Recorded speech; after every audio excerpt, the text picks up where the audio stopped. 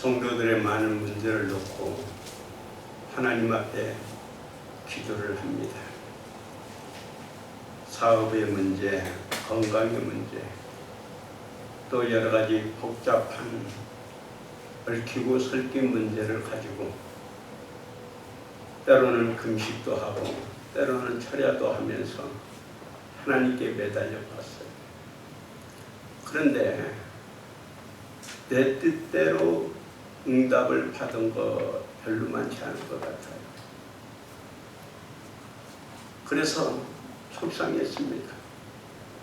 하나님, 내가 그렇게 내 문제도 아니고 성도들 문제로 그렇게 울면서 기도했는데 왜 이루어지지 않았나?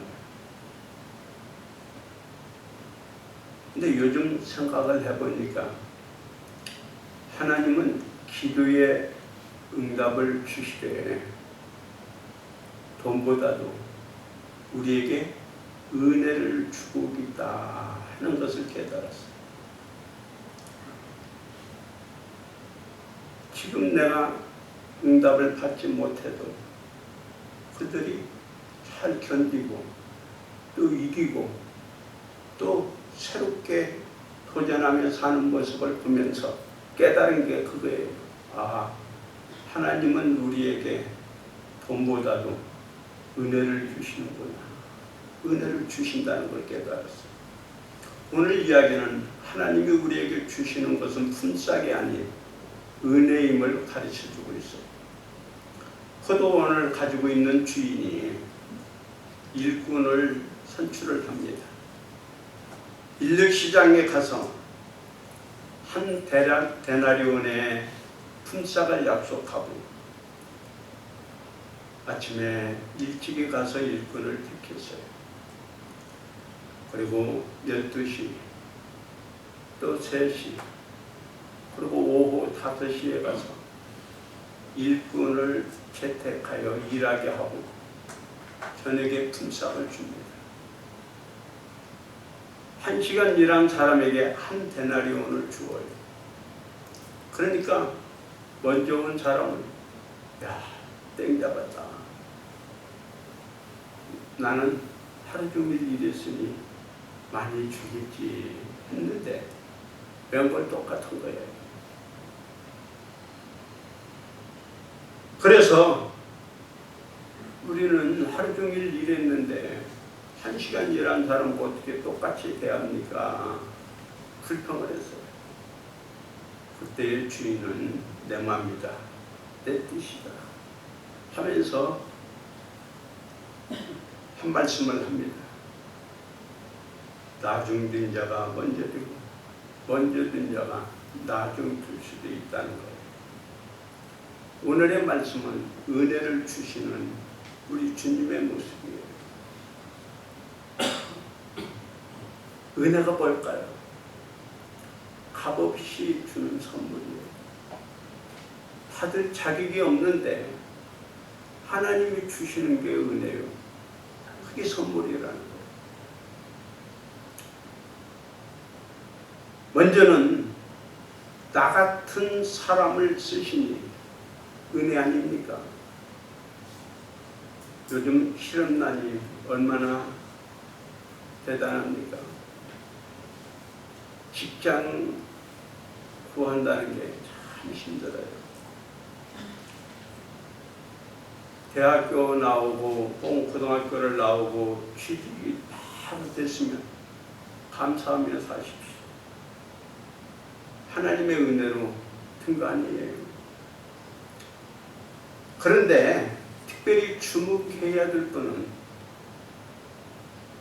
5시에 부름을 받은 일꾼입니다.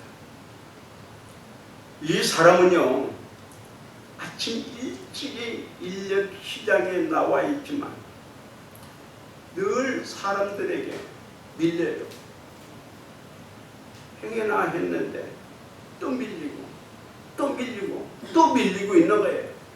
아무도 글을 쓰는 사람이 없어요. 그래서 그가 낙심하고 있는데, 아니 해질 때가 다 됐는데 갑자기 또 주인이 나와서 너는 왜 아직까지 여기 있냐? 일하고 싶은데 나를 쓰는 사람이 없네요. 그래, 우리 포도원에 가서 일해라 하고는 불러준 거예요. 여러분, 아무도 나를 쓰지 않아요. 나는 세상에서 계속 밀린 인생을 살고 있어요. 그런데 이런 나를 쓰고 있으니 그게 은혜 아닙니까? 성경은요, 하나님이 왜 나를 쓰셨는가 하는 그 이유를 보면 답은 한 가지입니다. 은혜예요. 왜 가인의 제사는 받고 아벨의 제사는 받고 가인의 제사는 받지 않았을까요? 은혜예요. 여러분, 에서는 얼마나 남성다운 사람입니까?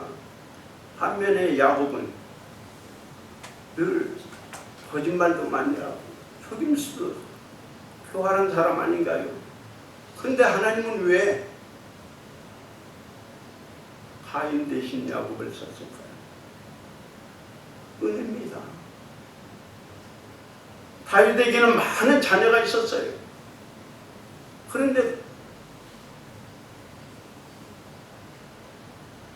범죄하고 난 여인에게서 난 솔로몬을 가장 위대한 왕으로 세웠을까요? 그 은혜예요. 많은 사람들이 있는데 왜 세리마태를 제자로 불렀을까요? 그 은혜예요.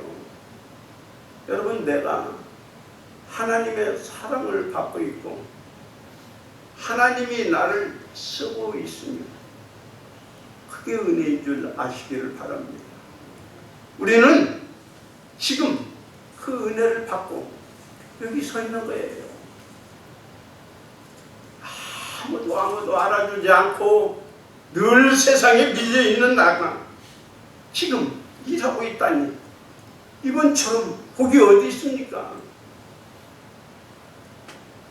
재미깊은 교수 김충근 씨가 어떤 책을 썼냐면 Why me?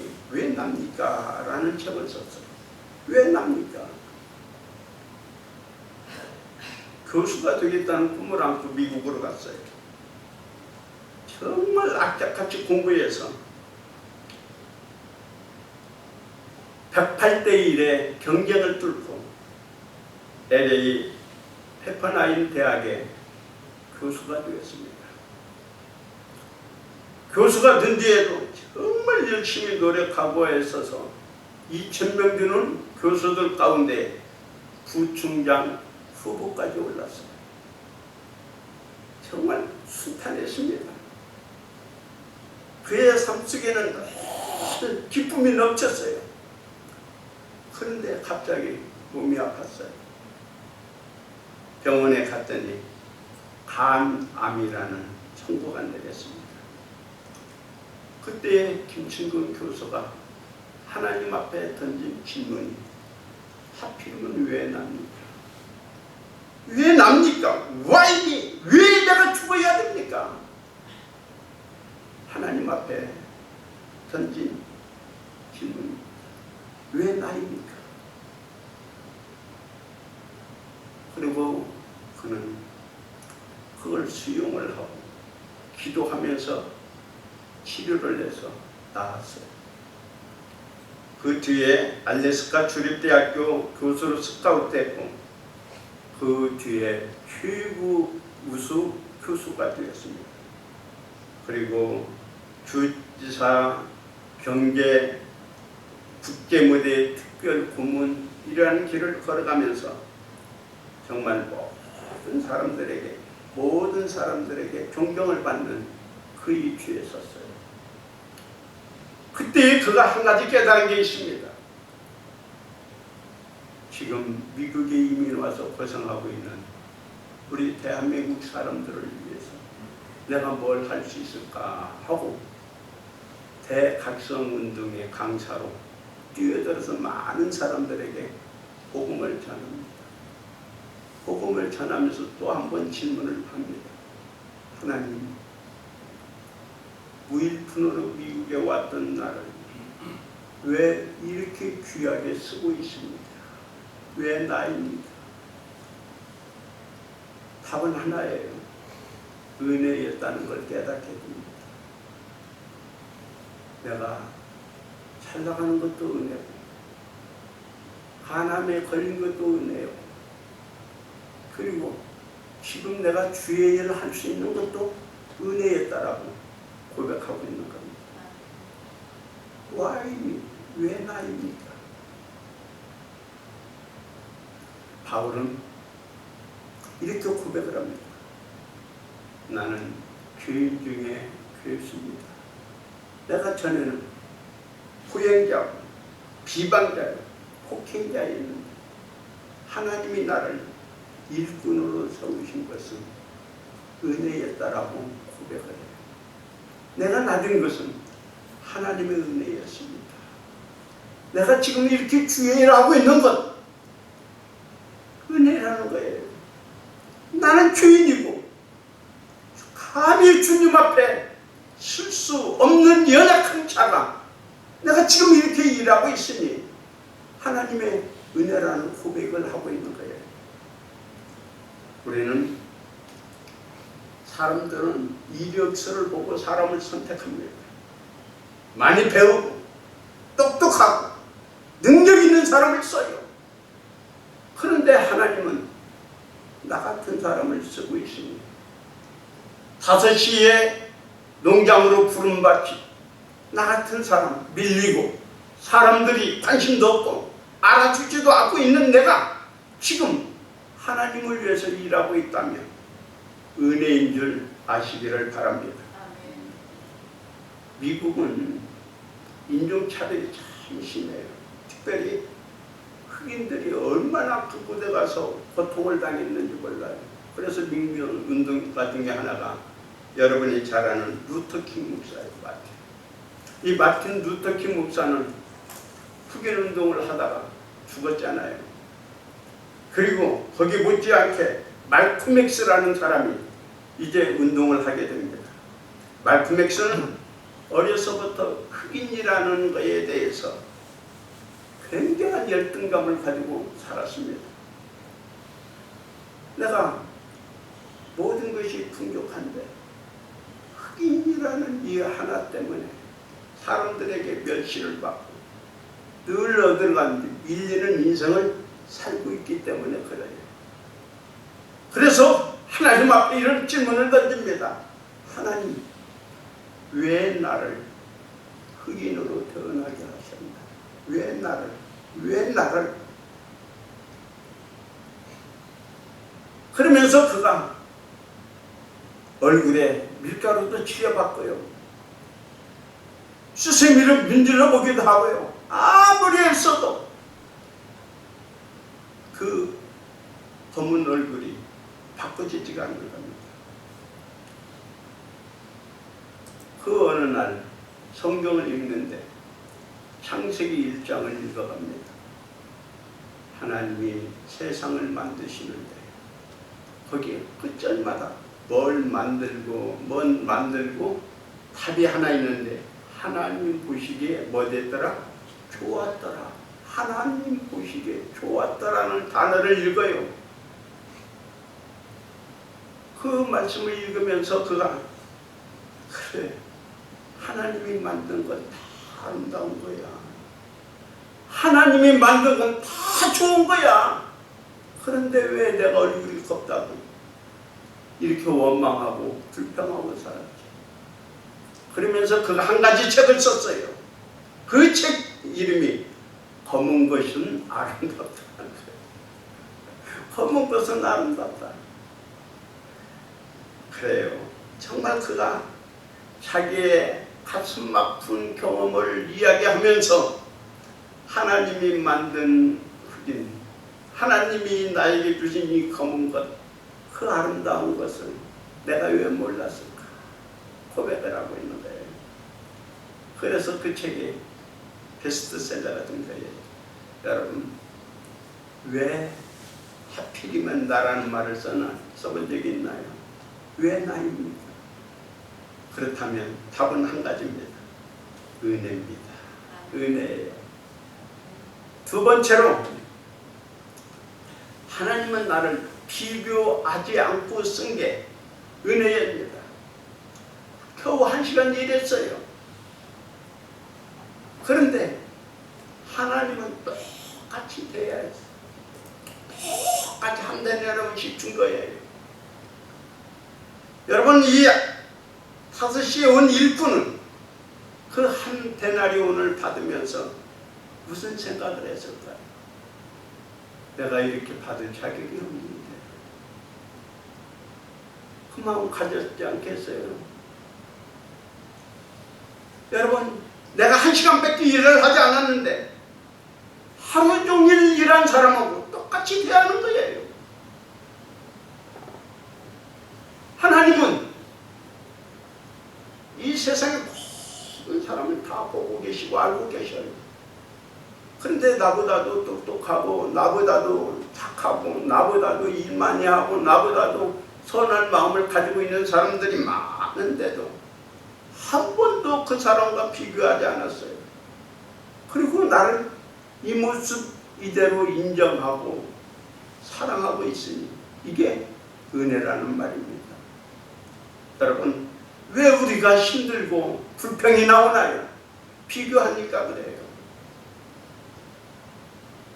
어떤 집사님이 산에 올라가서 기도를 합니다. 하나님 욕심버리고 하나님의 은혜에 감사하며 살게 해주세요. 그때에 그에게 마귀가 찾아왔습니다. 야, 너 지금 내려가면 네 사업 잘 되게 하고 네 자녀들도 잘 되게 해주겠고 그리고 너 건강하게 해줄 거야. 이제 됐으니까 내려가. 근데 이 집사님이 흔들리지 않고 사단아 물러가라 하고 기도하는 거예요. 근데 마귀가 뭐라고 한 말씀 했어요.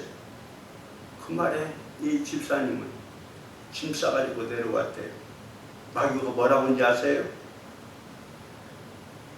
그러면 이 복을 네 친구에게 주겠다 한마디 듣고 안 되지 너무 내려왔대요. 이렇게 사람들은 자꾸 비교해요. 그러니까 우리가 힘든 거예요. 여러분 하나님은요 너는 너고 나는 나예요. 비교하지 않습니다. 그럼에도 불구하고 하나님은 나를 사랑하고 있고 나에게 은혜를 주고 있으니 그게 은혜 아닙니까?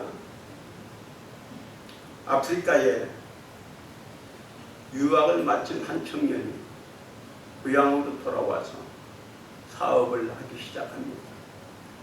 결혼할 나이가 되어서 결혼하게 돼요. 당시 풍습은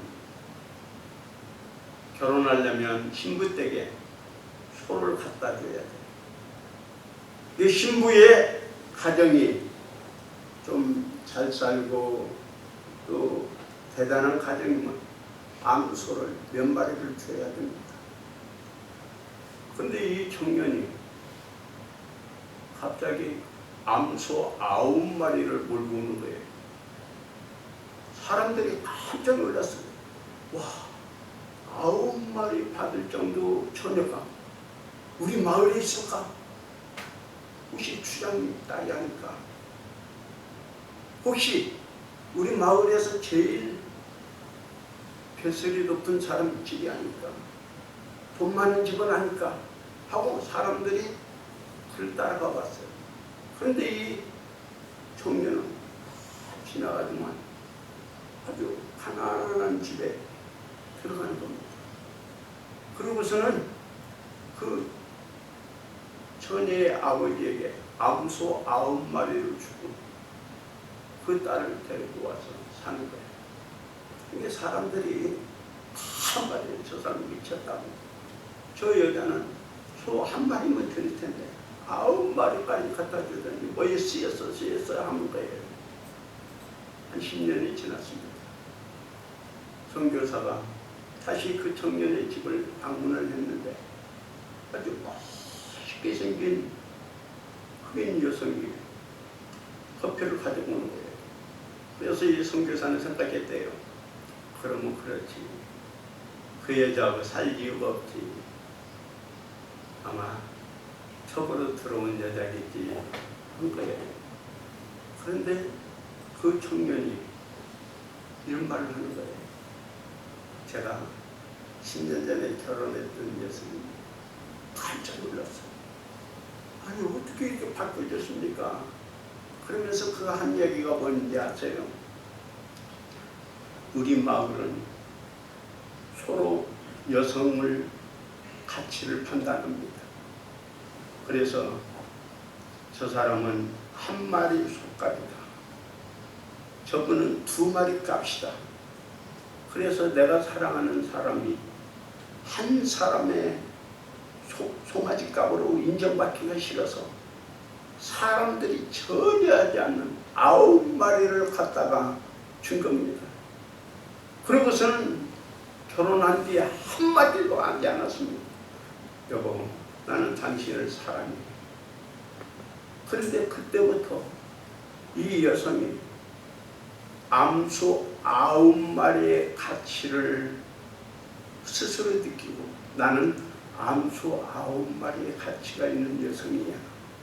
그러면서 그 뒤로 스스로 공부도 하고 얼굴도 꾸미고 몸도 가꿔서 지금 이 모습이 되어서 모든 사람들에게 정말 존경받는 그 위치에 있다는 거예요.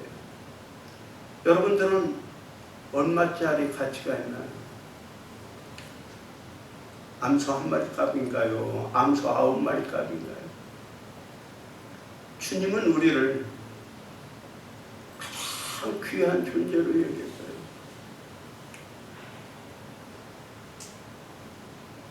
하나님이 이 땅에 오셔서 나를 위해서 그 값을 지불하고 살 정도로 존귀한 자를 여겼어요. 그랬으니 나 같은 사람을 이렇게 귀하게 여기고 존귀한 자로 인정하고 계시니 우리는 그것이 은혜 아닌가요? 사람들이 뭐라고 해도 우리 자존심 좀 가집시다. 나는 대단한 사람이야. 교만하라는 이야기가 아닙니다. 하나님이 나를 그렇게 귀하게 여기고 있으니 우리는 감사하며 살자 하는 겁니다. 세 번째로 우리는 주님 뜻대로 모든 것을 행하고 있는 것에 대해서 감사하십시오. 주인은 말했습니다. 친구여, 나는 너에게 잘못한 것이 없다. 내가 너와 한 데나리온을 약속하지 않았느냐. 내 것 가지고 내가 주는데 내가 잘못했냐. 내 것 가지고 내 마음대로 주는 건 내 뜻이라고 말씀하고 있습니다. 은혜란 하나님의 뜻대로 우리에게 주는 거예요. 여러분, 일꾼들이 볼 때는 말도 안 되는 소리예요. 어떻게 1시간 일한 사람하고 하루 종일 일한 사람하고 같이 대우할 수 있을까요? 그러나 그 역시 주님 뜻이에요. 우리는 가끔 하나님 앞에 이런 기도를 합니다. 하나님, 왜 나를 이렇게 만들나요? 하나님, 나는 왜 이렇게 가난한가요? 하나님, 나는 왜 이렇게 힘든 인생을 살아야만 되나요? 우리는 가끔 하나님 앞에 이렇게 하소연하기도 합니다. 그런데 주님이 나에게 그렇게 밖에 안 줬는데 내가 어떻게 뭘 합니까? 주님이 나에게 한 달란트만 주었는데 주님이 나에게 이렇게 살라고 이만큼 주셨는데 우리 불평할 이유 없잖아요. 불평하는 사람에게 뭐라고 말했어요? 네 것이나 가지고 하라고 했어요. 이 말은 무슨 얘기입니까? 오늘 우리가 불평하고 있는 사람들에게 주님이 주시는 말씀은 내가 너에게 준 것 가지고 감사하며 살라는 거예요. 오늘 여러분 하나님이 받은 것이 적다고 생각하나요? 형편없다고 생각하나요? 왜 나에게는 이런 은혜를 주지 않는다고 섭섭한 마음을 품고 있나요? 주님 뜻대로 주셨으니 우리 감사하며 삽시다. 그러면 하나님이 더 풍성한 은혜를 우리에게 주실 줄 믿어요. 하나님이 모세에게 성막을 지으라고 했습니다. 그래서 성막을 짓는데 제일 중요한 언약궤만은 시딘 나무로 지으라고 했어요. 시딘 나무가 뭐냐면 아카시아, 가시나무입니다. 가시나무. 근데 이 가시나무는요 아무짝에도 쓸모가 없어요. 구부러졌지요. 또한 여러 가지 이제 모든 몽이도 많지요. 키도 적지요. 그러니까 나무로서 장점은 그렇게 많지 않아요. 한 가지 장점은 단단하다는 거예요. 그런데 주님은 이 시딘 나무로 언약궤를 만들어라는 거예요. 이게 은혜입니다. 오그라졌죠. 웅이도 많지요. 뗄까 물어도 여러 가지로 쓸모가 없는 이 시딘 나무로 언약궤를 만들어라. 그게 은혜예요. 오늘 우리는 시딘 나무 같은 존재들입니다. 그런데 주님이 쓰고 있습니다. 주님이 우리를 자녀 삼아 주셨습니다. 우리 감사하며 삽시다. 나는 그 누구보다도 하나님의 풍성한 은혜를 받고 산다 생각하며 감사하며 사는 우리 영광의 성도들이 되시기를 주님의 이름으로 축복합니다. 기도하겠습니다. 아버지 하나님, 우리는 세상에서 늘 밀리고 소외당하고 업신여김을 받고 살고 있지만 하나님의 은혜를 베풀어서 성도로 칭함을 받고 하나님을 위해서 일할 수 있고 오늘도 하나님의 축복을 받고 사니 이 은혜에 늘 감사하게 하여 주옵시고 늘 하나님을 위해서 더 풍성한 은혜를 사모하며 살게 해 주옵소서. 예수님의 이름으로 기도하옵나이다. 아멘. 이제 한 주간 또 시작됩니다. 이번 한 주간도 우리 믿음으로 승리합시다.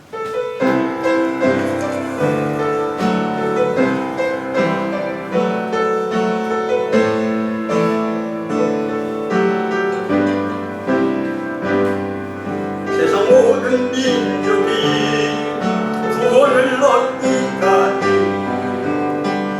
쉬지 않으시는 하나님, 주인장 가지고 우리에게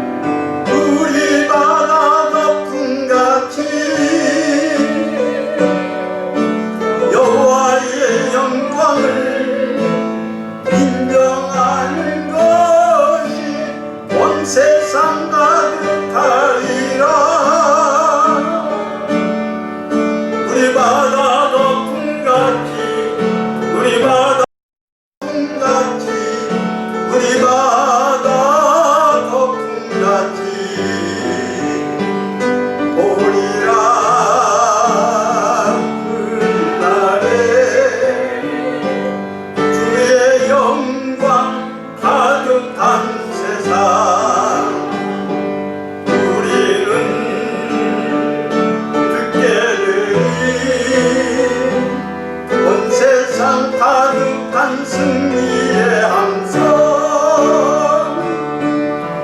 우리 바다 덮음같이 여호와의 영광을 명하는 것이 온 세상 가득하리라. 우리 바다 덮음같이 우리 바다 덮음같이 우리 바다 덮음같이.